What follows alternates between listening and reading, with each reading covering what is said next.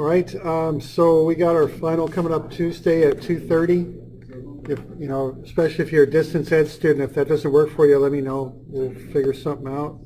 I think I've also got a final Tuesday at like 4:30 or something. I'm not quite sure, but all right. So the final exam here, frames and machines,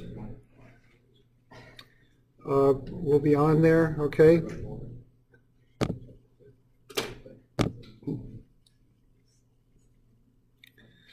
We'll do moment of inertia. We'll use algebra for that, and we'll do centroids as well.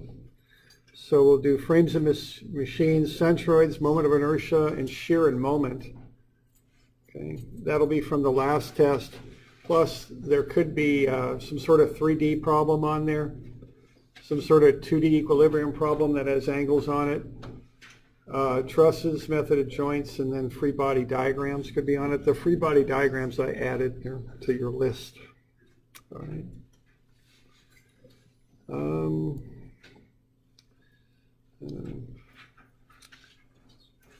So that's kind of the list of stuff that could be covered. I mean, the stuff since the last midterm will definitely be covered. So there'll be frames and machines. There'll be a centroid problem there. There'll be a moment of inertia problem, and there'll be some sort of shear and moment problem. So with the shear and moment, you can pick which one whether you want to do equations or a diagram, or diagrams, I guess I should say. And then this other stuff, probably it'll be on there. I don't know if I'll get each and everything on there, but it probably will. I don't know. We'll see. Generally speaking, the final isn't quite as much of a time crunch as the midterms are. It's a little different environment. Okay.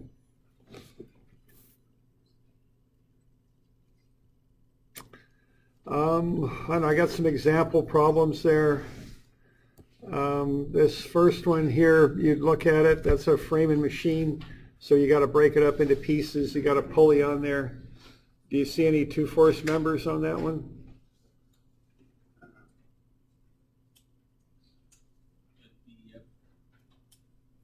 Yeah, DEF has the force at E, so it's not. It's got D and F, E, D, F, and E also.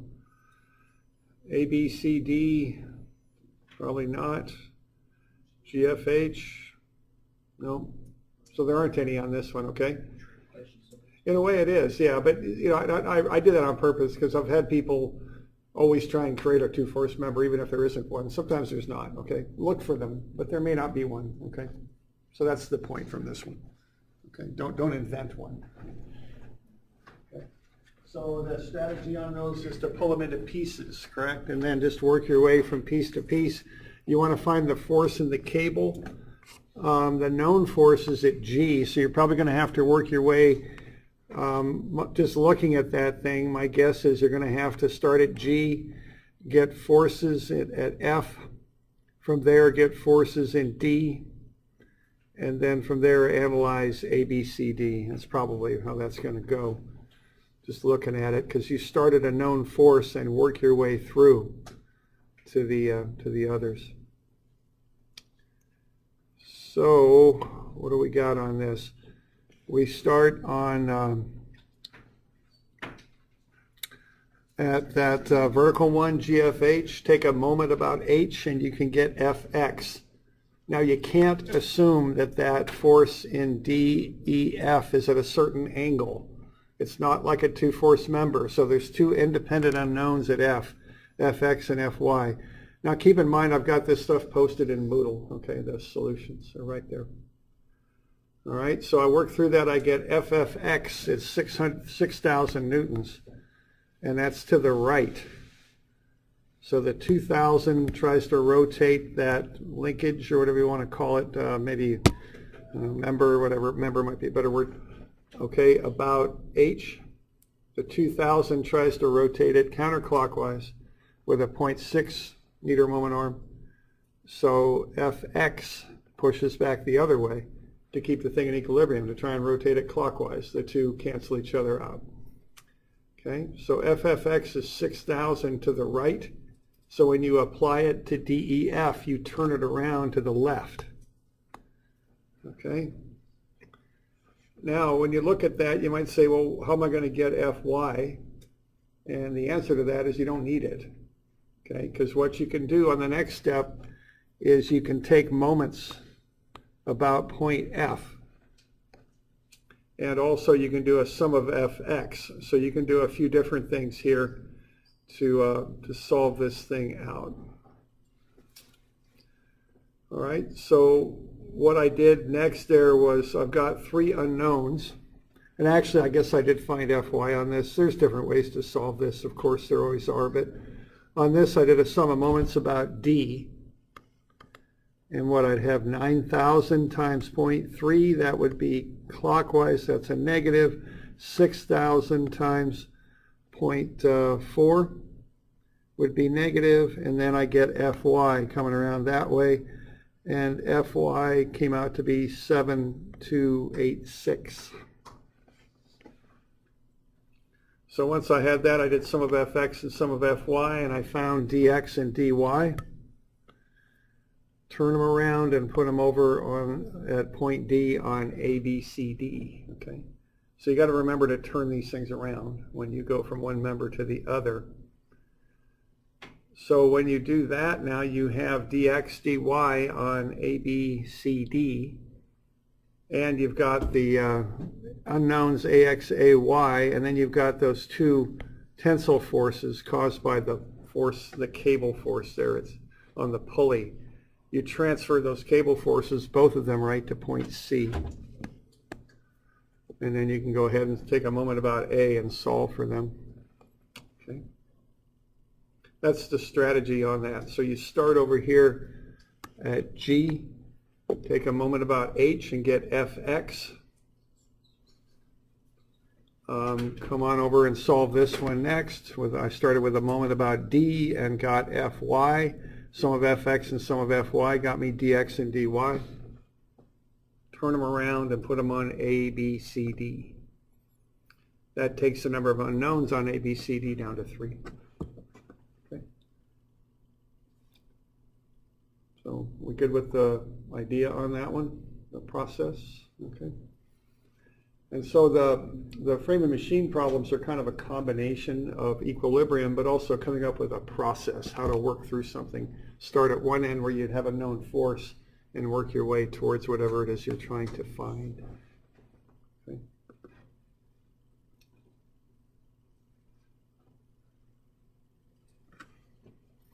Questions on that?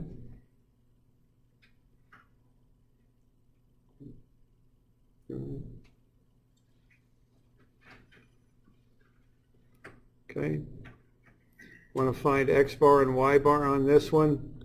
Again, that's setting up a table there. So what I'm doing there is I'm finding, I've got 3 different pieces to that. I've got the large rectangle, which I call piece number 1. That's 60 by 34. 2040 is the area. I've got the triangle up there, 1/2 by 12 by 8, 48. I've got the cutout circle, or half circle, 1/2 pi r squared. That's a negative 157. And then once I've got that, I start measuring over from the axes, and I'm a little bit crooked on this, it looks like, but that's okay. And I want to find the centroidal locations of each of these shapes. In the x direction there for part number 1, I've got a base of 60, so half of 60 is 30. I've got to the center of this semicircle would be 60 out, half of 20 back. So there's no need to use that 4r over 3 pi formula there. It's the middle of a semicircle at the center point. It's the radius distance. The radius of that thing is 10. So you got to go 60 out and then come 20 back. Okay.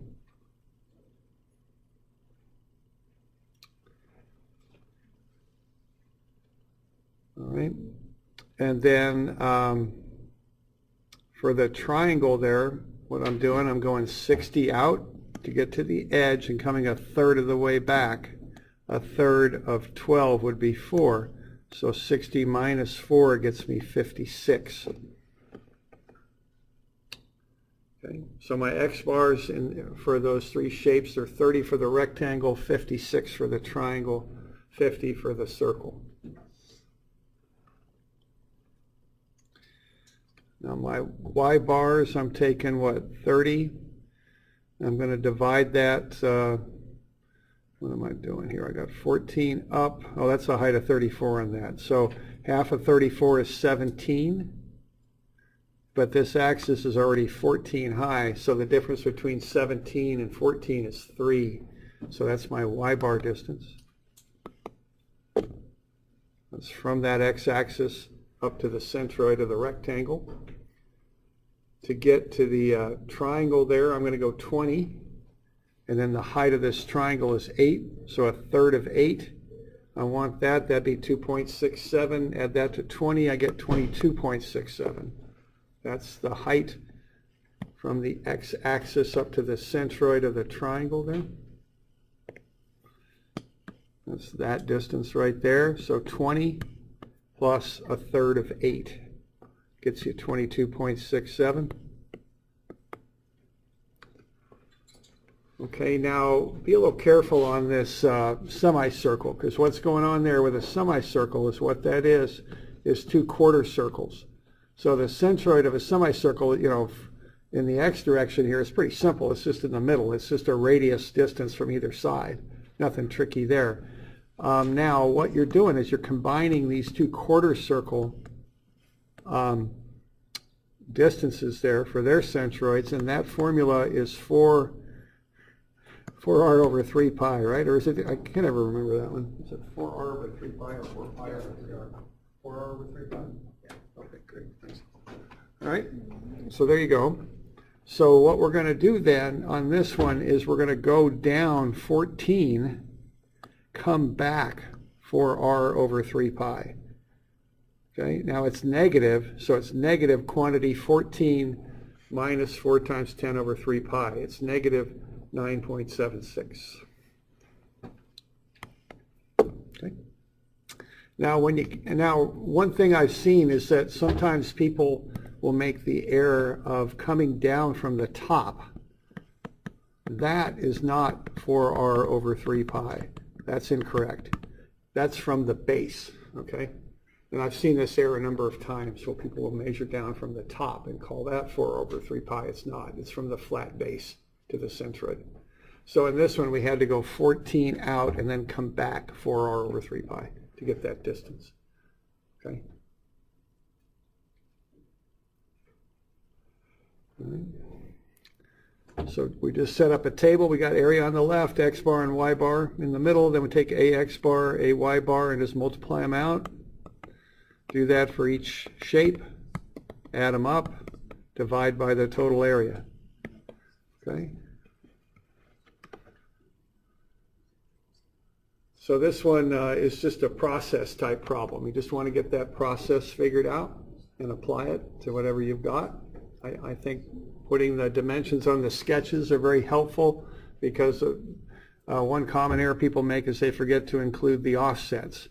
So like this one, you got to go 20 plus a third of 8. People will sometimes forget the 20. Putting those dimensions on there helps to avoid making that error, I think. Okay. We're good with that one?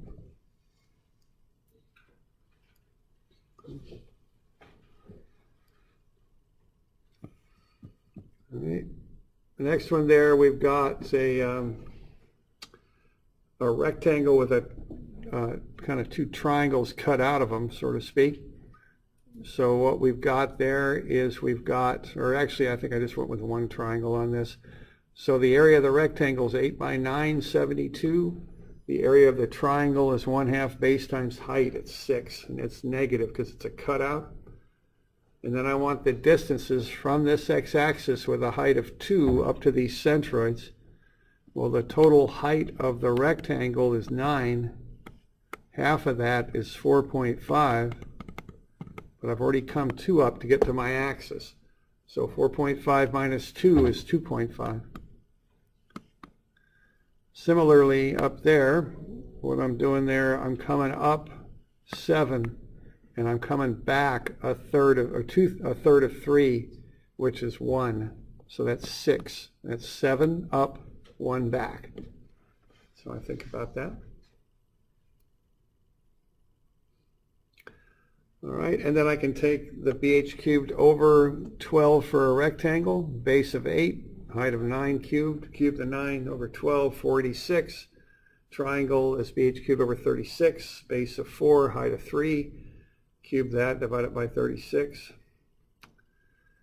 I get negative on that, negative 3.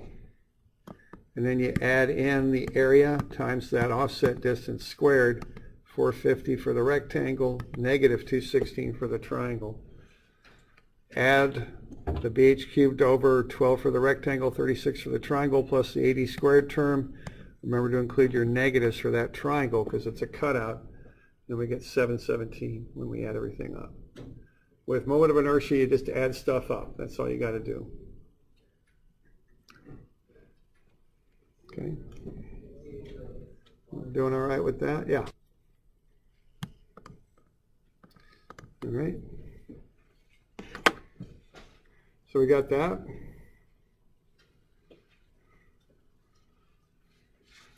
All right. All right, the next one there, the shear and moment problem. What you could do on that is you could either choose to come up with an equation or draw diagrams, either one. So what we got on that is we've got that shape, we've got 2 loads there, a little different, and a load in the middle. So we can find the reactions, 2925 and 2475 on either side. Okay.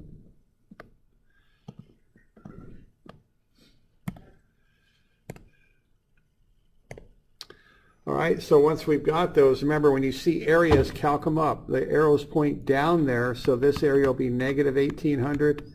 Downward arrow, this area will be negative 1200. Okay, so we got 2 downward areas. Just calc those up. So 600 times 3, it's negative 1800. 400 times 3 is negative 1200.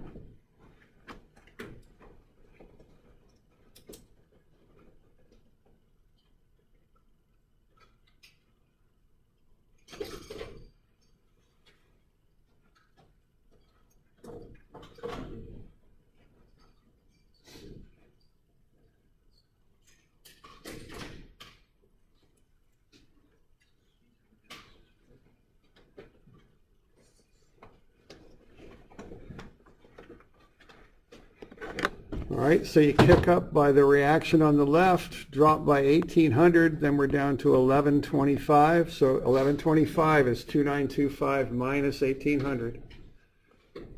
Okay, then you hold steady till you get this 2400. That drives you down to negative 1275. No change there.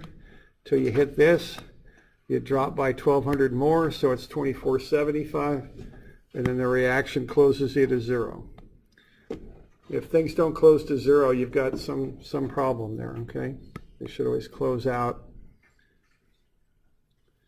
Okay, once you've got that, you can find the areas of the shapes. So what we got there is a trapezoid, so 2925 plus 1125 is what, 4050 over 2, so that's 2025, I think. Yeah, sounds about right. And then multiply that by 3. So 26,075. Yeah, there we go. 675. That's that first area. Next area is just 1125 times 3. 3375. Next area is 1275 times 3, 36, and 225, 3825, I think. Yeah, sounds about right.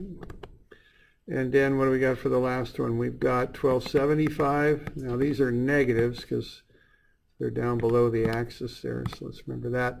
Okay, so negative 1275 minus, or I guess I've got the negative outside the parentheses. So I'll go plus 2475 over 2 times 3. So what do we got there? 1875 times 3? Yeah, 5625, okay.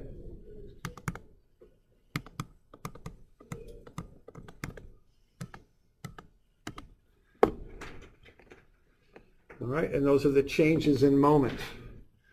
So we're starting at 0, we go up to 675, we go 3375 more, and that gets us up to 9450. Then we drop by 3825 and get down to 5625, then we go down to 0.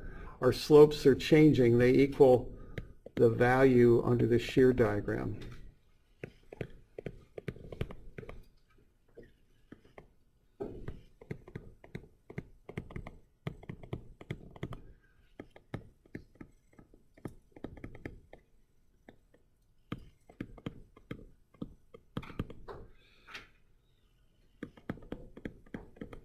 So by looking at how those slopes change, they equal the value of shear. You get an idea about whether the thing's concave up or down. Okay?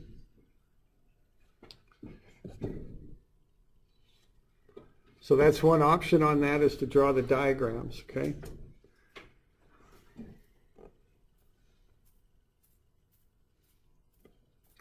Now the other option on this thing is to do an equation, and it isn't equations for the entire beam. That would be an awful lot of stuff to do. It's an equation from C to D.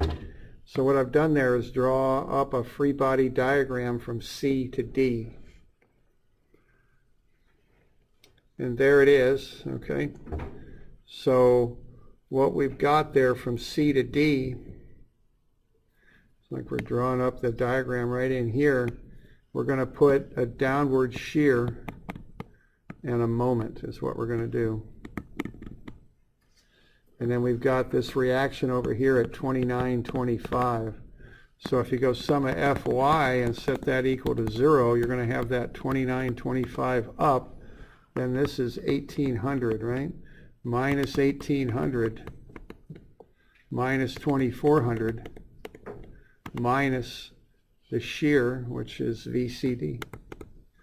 The VCD comes to the other side of the equation. You just solve for what's left. So what? We've got 4200 minus 2925, 1275. Is that it? It's negative 1275, I think. Or is that right? Did I bust that? What do we got? I might have busted that. No, we're good. Okay. So negative 1275. Now when I do the moment equation, I take moments about the cut, set that equal to 0, and what I'm doing here, I'm measuring a distance x across to wherever my cut is. Now what I would have here is this would be 3, that would be 3, and so this little distance here is x minus 6. Okay. So what I would have then, if I take moments about the cut, is I would take that reaction there over on the right, the 2925, times its moment arm of x. That'll be clockwise, so that'll be negative.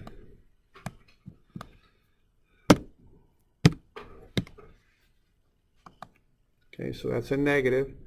Then what I'm going to have is this 1800 coming back around. Now the moment arm to that will be x minus half of 3, which is 1.5.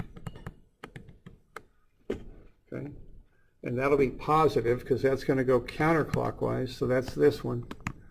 And it's coming around that way. And then I've got the 2400 times x minus 6. And then I have the moment from C to D. So there's my equation. And it's just a matter of working through that and solving for MCD to get the thing solved. Okay.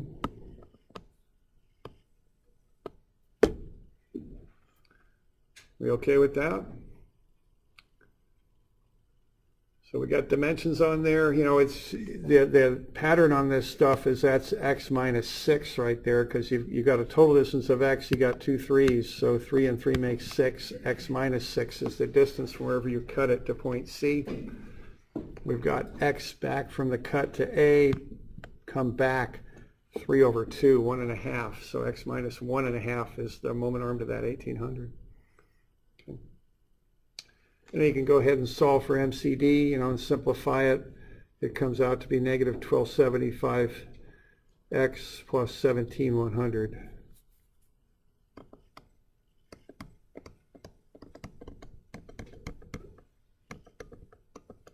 Is that right? Or was it 1710? Yeah, 17,100. There we go. And then if you take a derivative of this, it takes you back there. Okay. So you could do either way. Whatever way suits you is fine.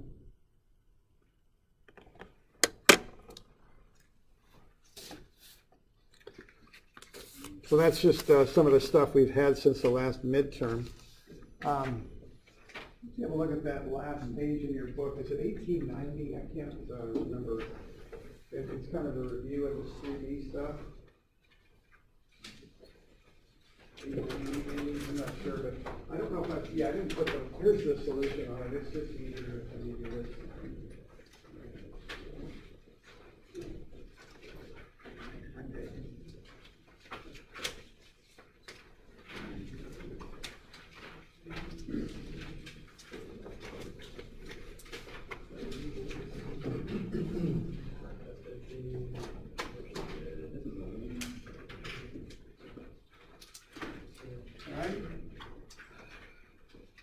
I just thought we ought to have a look at this. This is the 3D stuff. All right. So this is, you know, this was back in October when we did this stuff. So I just thought it was worth a look here. All right. So this is just kind of a review where I asked you to do about everything. So find FAB, RAC, RCA, UAC, the force in AB parallel to AC, and the moment about C. So this is going to involve all the 3D stuff, okay, or most of it. All right. So what you want to do there is, if you remember this stuff, is to get those position vectors first and get down to unit vectors when you need to. So RAB is RB minus RA. Remember to switch the order when you do the subtraction. Okay. So RB minus RA is negative 1194. So RB there, remember this dimensioning? It's negative 3 in the X, 11 in the Y, 4 in the Z. RA is 8 in the X, 2 in the Y, and nothing in the Z. Okay. So I take RB minus RA, subtract them off, I get the position vector from A to B. It's negative 11, 9, 4. Take the square root of sum of the squares, I get the length at 14.76. Divide that through, and I get a unit vector from A to B. Factor that up by the 400 magnitude, and I get a force vector from A to B. Okay? So that's sure to be on the final somewhere, okay, because that's such a basic thing you do in 3D. So just go back to this stuff. It's on midterm 1, remember that? And just get this stuff kind of figured out. You know, it won't be disguised or tricky or anything. It'll just be what it is, and you have to know the process, though, okay? So go back and do some of these on your own. Okay? So, all right. So RB minus RA gets you RAB. Find the magnitude, which is the square root of sum of the squares. Divide through by the magnitude and get a unit vector and scale it up by 400. That's what happened there. So that's our force vector from A to B. Now, what we want to know then is how that affects CA, okay? So we're going to get RCA. We're going to take RA minus RC. So RA is 820 minus RC is negative 0, negative 3, 0. So that's 850. Okay, so that's R from C to A, 850. R from A to C is the negative of that, so -8, -50. Take the square root of sum of the squares, you get RAC is 9.43. Divide through by that and you get a unit vector.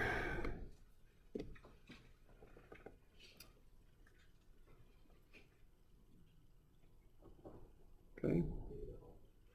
So what we've got there is RAC, RCA, and a unit vector from A to C. C is out over here. What C is what? 0 in the X, -3 in the Y, and 0 in the Z. That's where that comes from, right there. Okay. So now I got myself a bunch of vectors. I got the force vector from A to B, and the position vector from A to C and C to A, and the unit vector from A to C. Okay. Now what I can do next here is start to find the moments and projections.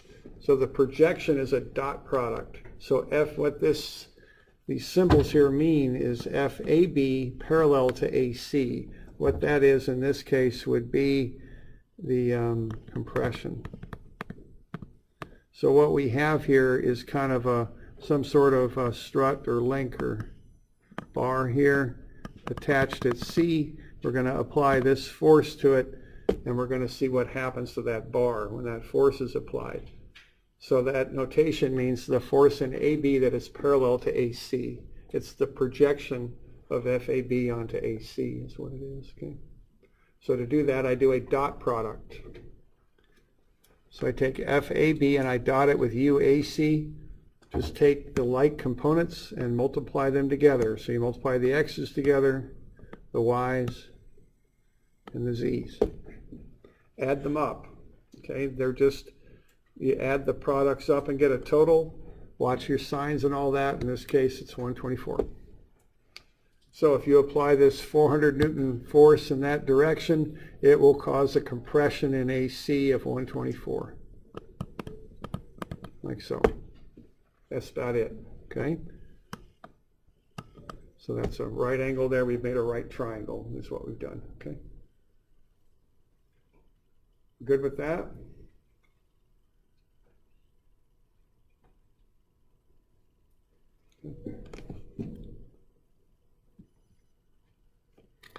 All right, now to find the moment, it's the same sort of visualization here. It's like we've got a bar of some type at C that extends out to A. We've got that attached, and then we're going to apply this force. We want to know what sort of moment that imparts about point C. So what we want to do is take a vector from C to A, so that'll go that way, and cross it with the force vector. Okay. So from C to A is the full position vector. It's not a unit vector because I want the length in there. If you think of that as being a wrench, the length of the wrench matters. The longer the wrench, the greater the moment. So I don't want a unit vector there. I want a position vector that expresses the length in it. Okay, and I cross it with the force vector. Now, what I can do here is, I always do a 3x3 determinant because that's how I learned it, but I put the cross product formula right on the formula sheet. So, okay, just apply that. You don't have to remember this, just apply it. So what do? You cross off, if you're doing it with a 3x3, you cross off the first column, first row, cross what's left. That's this stuff. Cross off the middle column. Top row, cross what's left. That's this stuff. Remember to subtract off the J component. And then cross off the last column, top row, cross what's left. That's the K. Run the numbers, you get the moment about C. Okay.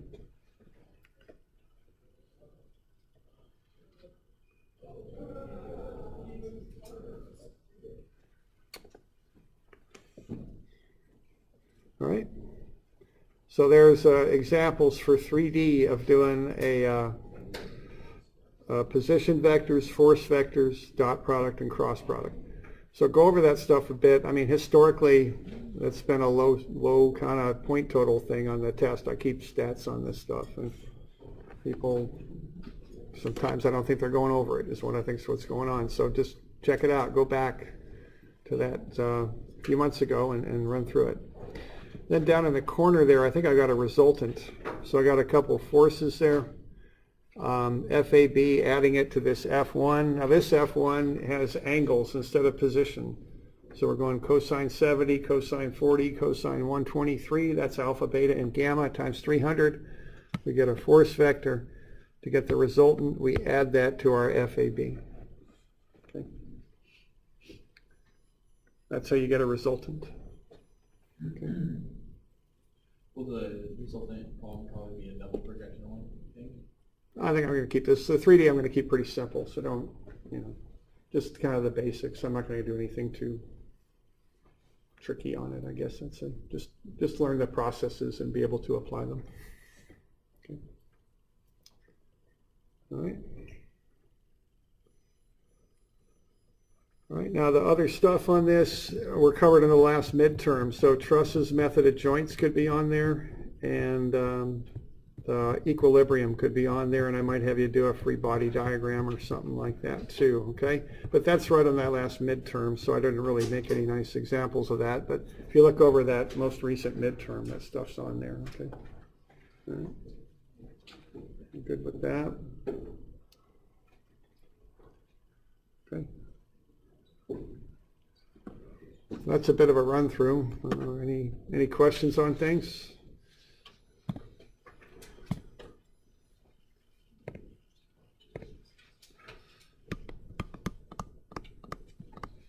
Okay, it's Tuesday at 2:30. Be in here.